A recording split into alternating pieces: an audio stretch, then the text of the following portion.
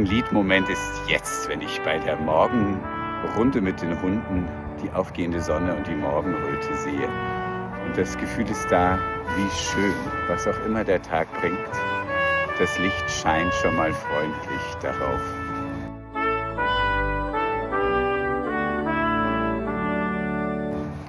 So besingt es das Lied, wie schön leuchtet der Morgenstern. Da wird Jesus Christus besungen als Morgenstern, der unser Leben freundlich bescheint.